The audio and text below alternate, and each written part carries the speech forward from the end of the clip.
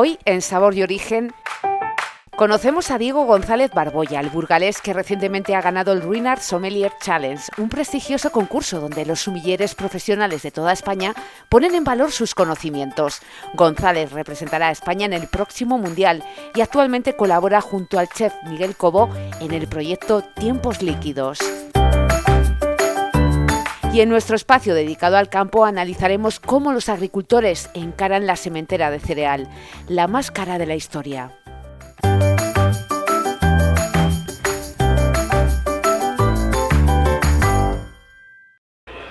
Hoy en Sabor y Origen vamos a disfrutar de una armonía única, el equilibrio entre la gastronomía y los mejores vinos. Todo esto va a ser posible gracias a nuestro protagonista, a Diego González, el mejor sumiller de España.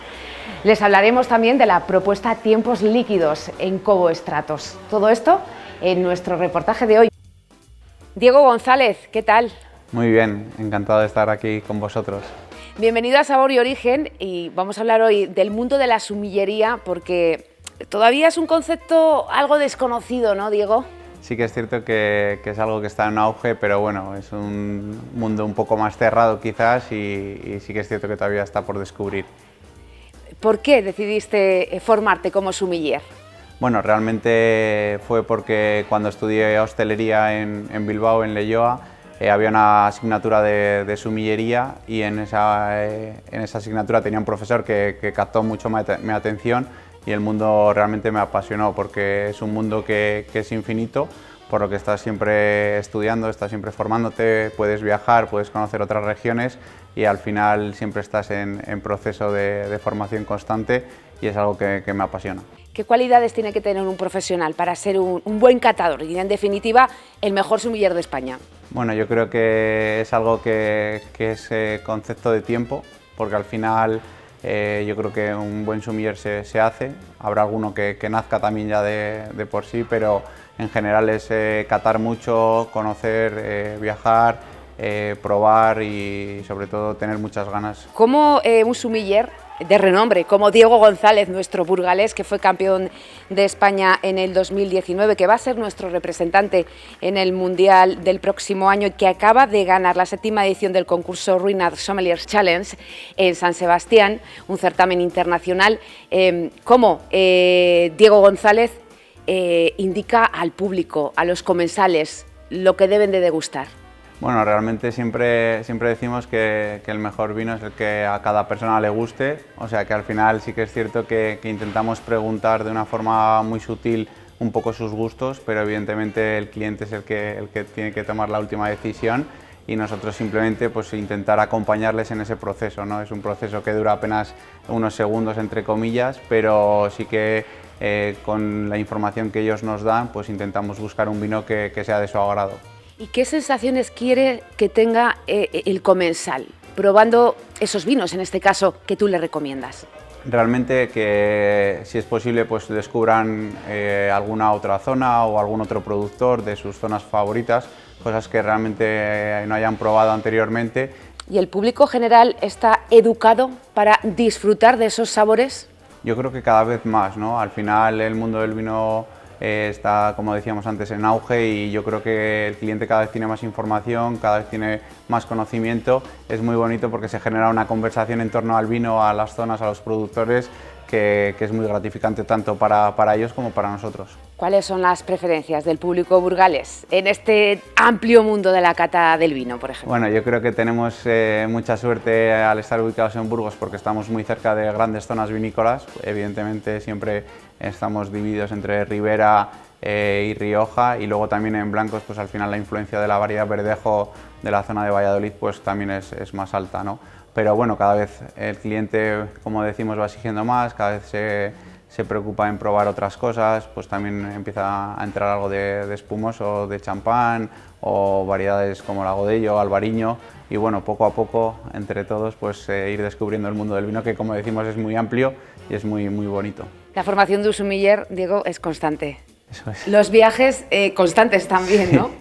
Cuéntanos un poco cómo es tu día a día.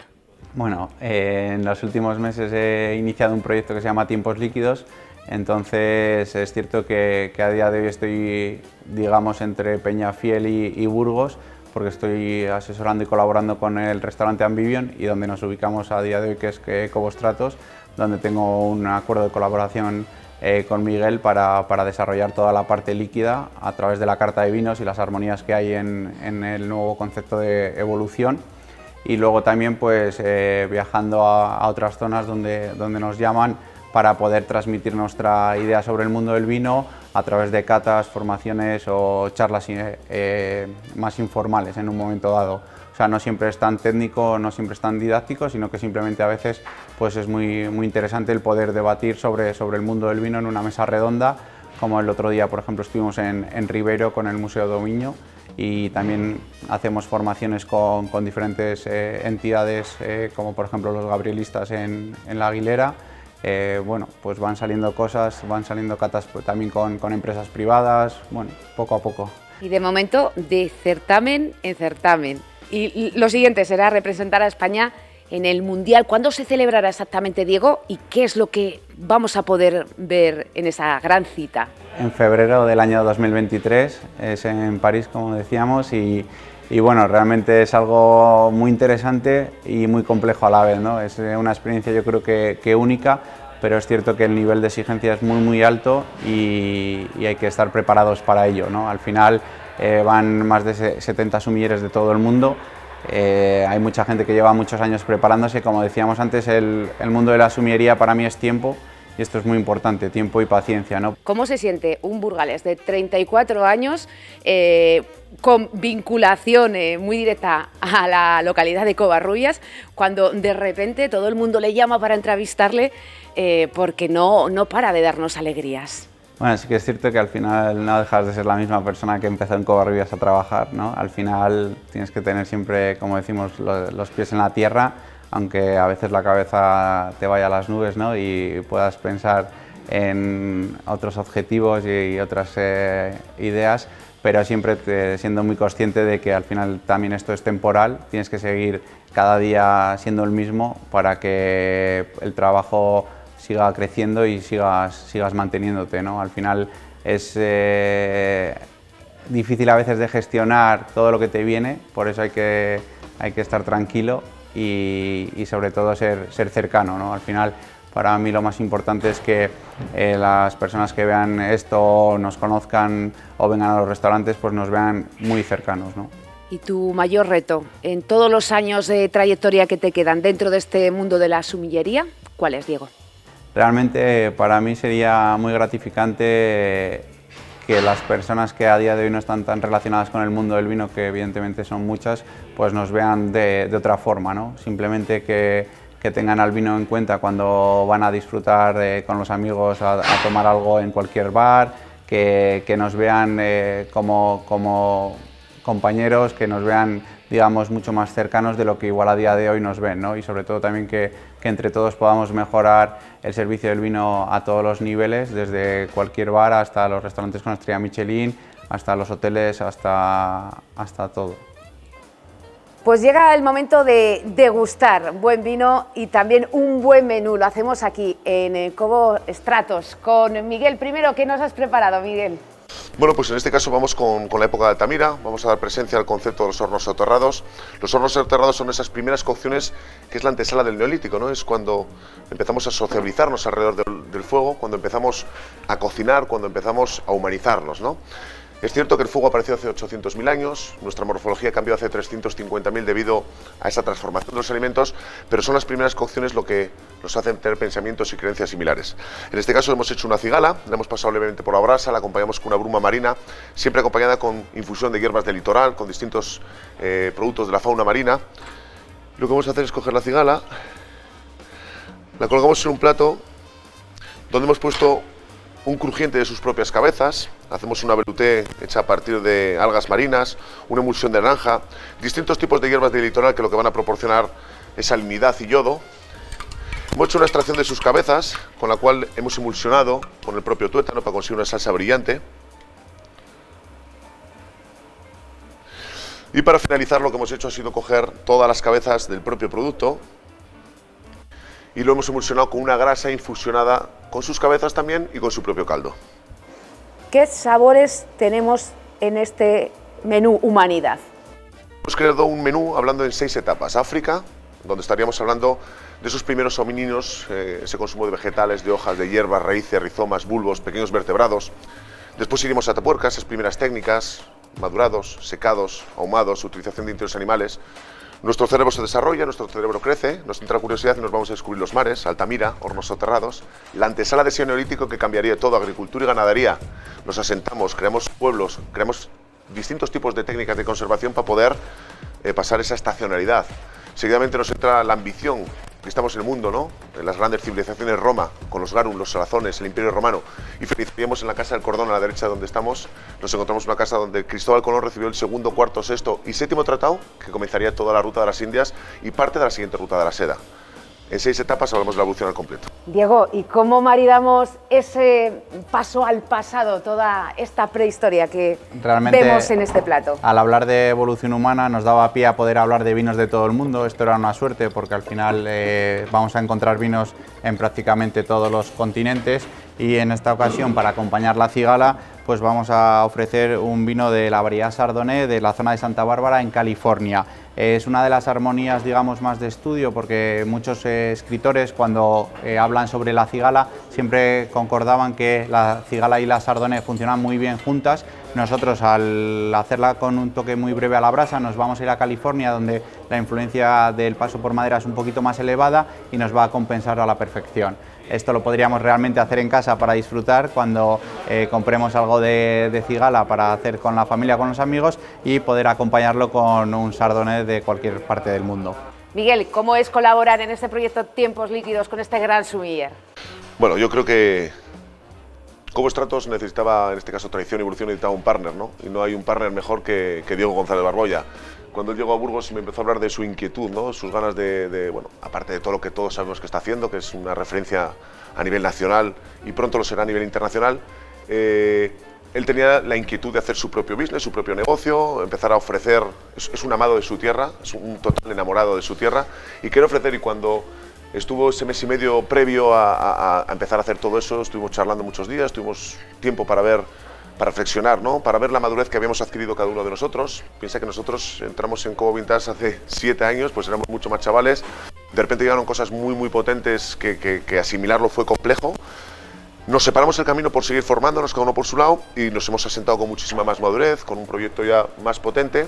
Y yo le dije, Diego, creo que el espacio es este, aquí hay un espacio brutal, que bueno, he creado yo, pero creo que tiene la necesidad de una persona como tú, tiene una necesidad de una empresa como la tuya. Y rápidamente vimos esa posibilidad de colaboración, de unión, de búsqueda de objetivos en común. Al final yo creo que esto es como una relación, ¿no? Puede existir una química inicial, pero es muy importante que los objetivos comunes de futuro vayan acorde. Y en el caso de Tiempos Líquidos, Cobo Stratos, Tradición o Evolución, van acorde, ¿no?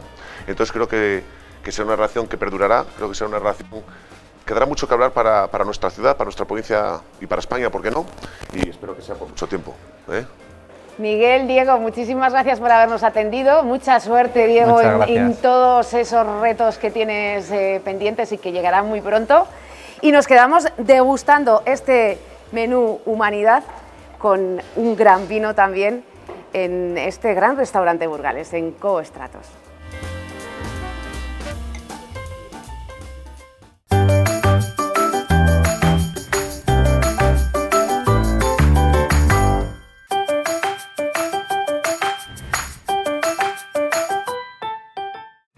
Estamos finalizando octubre y comienza la nueva temporada agrícola con la sementera de cereal y leguminosa. Y este año los agricultores se enfrentan a la siembra más cara de toda la historia, pues por el alto coste de los productos que tienen que aplicar en los terrenos. Nos encontramos en Los Balbaces con el presidente de Asaja Burgos, con Esteban Martínez. ¿Qué tal, Esteban? Muy bien, ¿y vosotros? Enfrentándose a la sementera más cara de la historia, como decimos, un momento de incertidumbre, de mucha incertidumbre para el campo, ¿verdad? Efectivamente, ya lo he dicho en alguna otra ocasión, y es que es un momento en la agricultura y en la ganadería el momento de mayor incertidumbre que estamos viviendo en el campo y en el medio rural en los últimos tiempos, o casi en lo que existe, lo que tenemos registros o lo que es la historia. Todos sabemos efectivamente, como bien decías, que los costes de producción se han encarecido exponencialmente. Todos sufrimos cuando vamos a echar gasóleo a la gasolinera lo que se ha encarecido el precio del gasóleo. Eso es uno de los condicionantes, y otro, sobre todo el principal, es el precio de los abonos que nosotros utilizamos para abonar nuestros cultivos. Y pongo un ejemplo: el año pasado comprábamos abono en torno a 460, 470 euros por tonelada, y este año lo hemos tenido que comprar, lo estamos comprando ya en torno a los 900. Un 100% se ha duplicado el precio del abono, que es el principal condicionante que tenemos, y claro, pues todo ello se ve traducido en que el producto final, al final, se tiene que encarecer también. ¿Esto repercutirá en que algunos agricultores se replanteen la forma de hacer la sementera, o incluso que alguno abandone la idea de ser agricultor? Bueno, vamos a ver, tenemos que tener en cuenta que estamos en una de las provincias más productivas de toda España. Estamos en la provincia de Burgos y bueno, pues aquí más o menos las producciones son estables, a pesar de que este año ha sido bastante malo, pero en general las producciones son estables. Los agricultores, ¿qué están haciendo?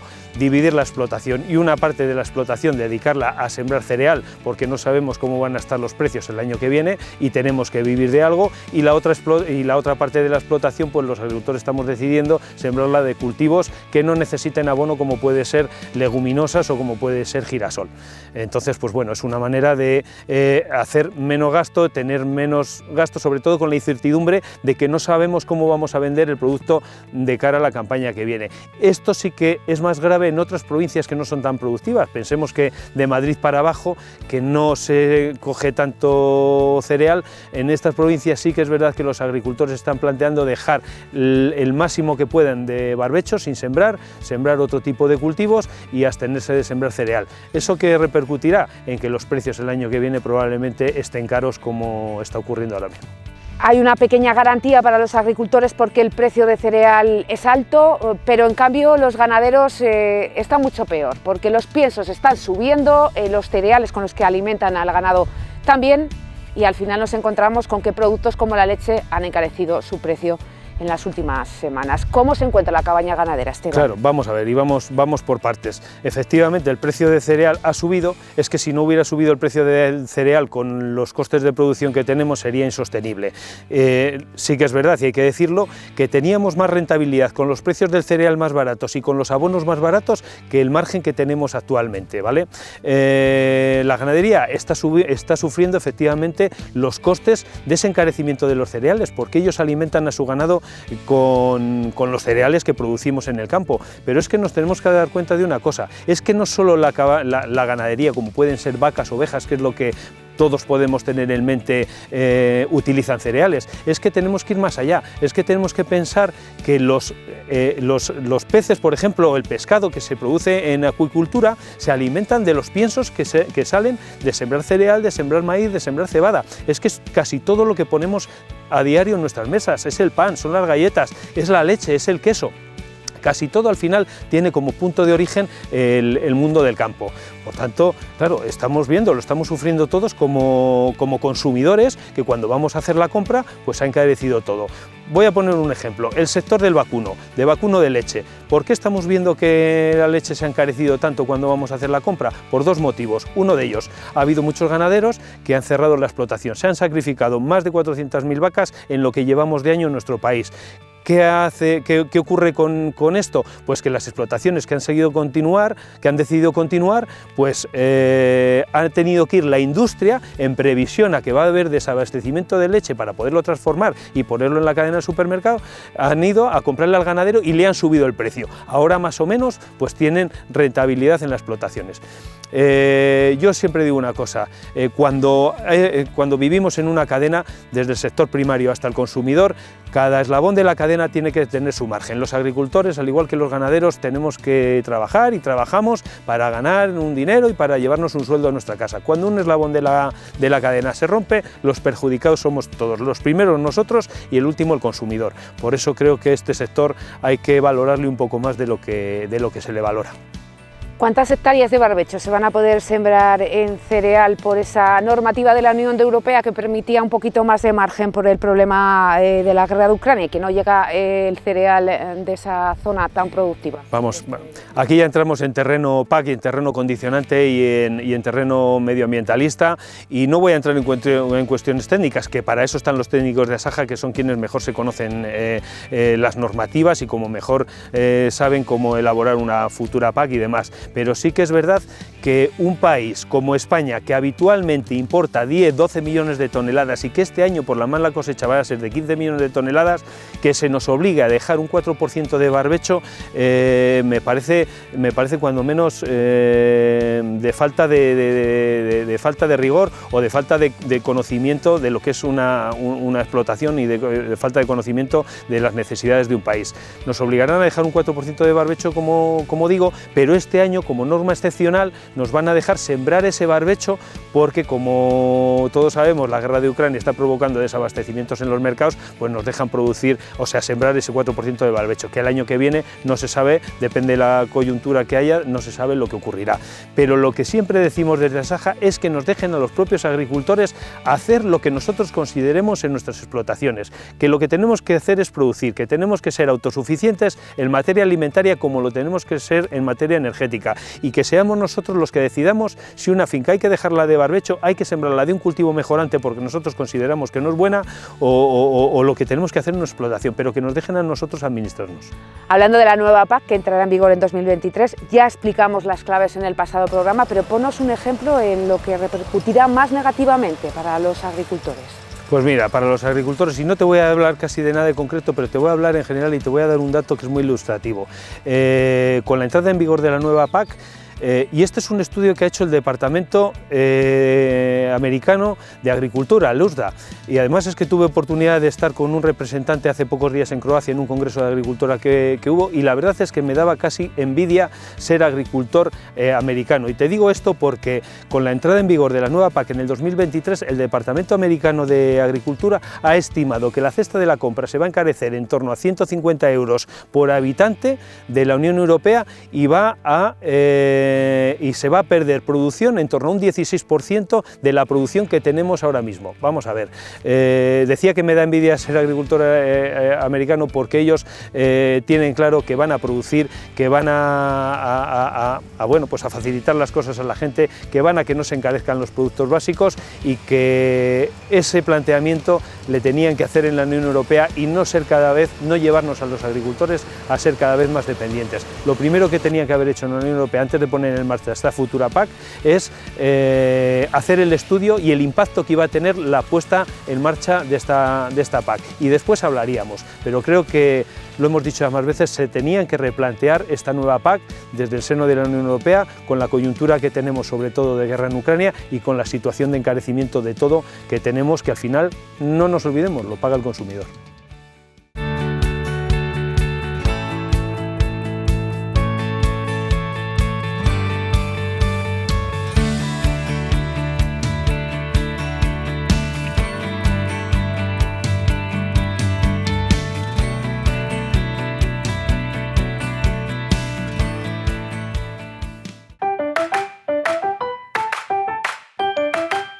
Hasta aquí nuestro programa de hoy. La próxima semana volveremos a encontrarnos en Sabor y Origen. Hasta entonces.